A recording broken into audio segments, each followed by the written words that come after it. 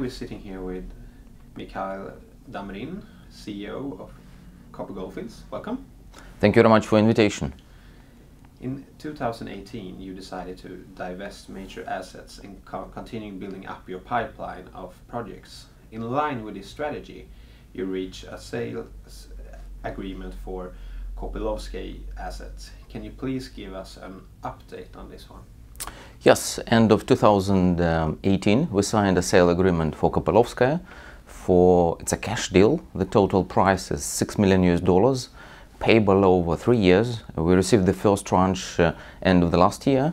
Next year we will receive the second tranche, and 2021 we will receive the final payment. If the payment is done ahead of schedule and all the price is paid by the end of the next year, then the total price will be reduced from $6 to $5 million. The new buyer is a group of Russian private entrepreneurs. So they are currently trying to set up a pilot production within Kopy Goldfields and also extend and change the production permits and license terms, and they are on track with all the activities. Cool. Recently you also added some new exploration license to your portfolio. How do they complement to other licenses in the area? I would say it's a part of our development strategy. Lena Goldfields, where we operate, is one of the major gold producing regions in Russia and in the world. Currently the region is producing around 0.5% of total gold worldwide, and in 2025 a new project, Sukhoy Log, developed by Polius Gold, is reported to be commissioned to production from with a production target of 1.5 million ounces per year, and which will be around 1.5% of total global gold production. This means that the area will be producing around 2%.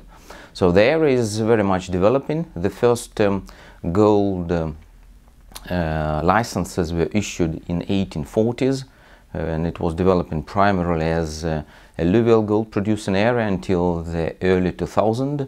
Starting from 2000, bedrock projects are developed within the area. Currently there are 3 companies operating within the area. One is Polius Gold, the major Russian gold producer and top 10 worldwide gold producers. The next is GV Gold, a gold producer within several assets, producing assets around Russia, top 10 Russian gold producers, and we. So the total license coverage within Lena Goldfields increased by 80% during the last 10 years, and we have about 30% of the license coverage within the area. So we have a very good land position, and we have several very interesting exploration projects. So one project, Smali-Patam, where we have now 7 licenses. It's greenfield, located in a very interesting geologically area with a lot of alluvial mining going on there, and no bedrock exploration so far. So we're the first company exploring for bedrock in an established alluvial mining region, Northern Territories of Smali-Patam. So we have done stream sedimentary survey, we have done ground geochemistry, identified several anomalies, and our project has been reviewed by a number of big international companies. All say that the project is exciting and excellent. So with some more drilling coming directly from the project, I believe we will have a line of partners interested in it. Sounds really interesting. So, last week you published the results from an independent scoping study for the Krasny project. What is the background for this new study?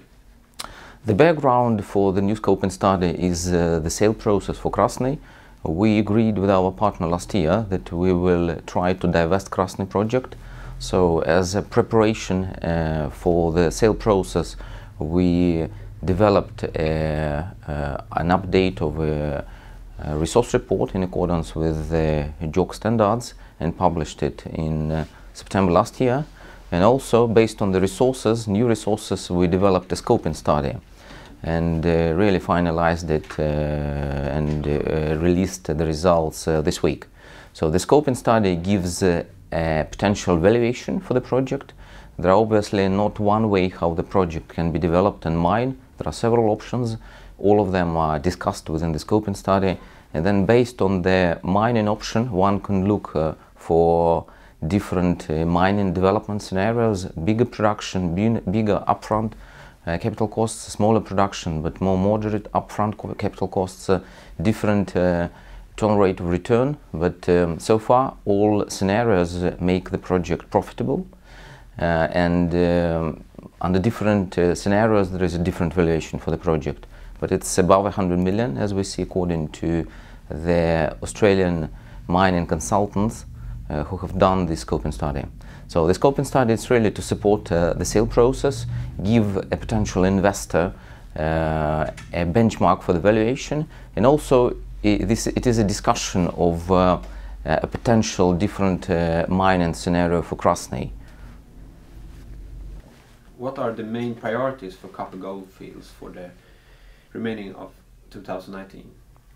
For 2019, we will proceed with the sale of the Krasny, and we're currently discussing with GV Gold different options how to speed up this process.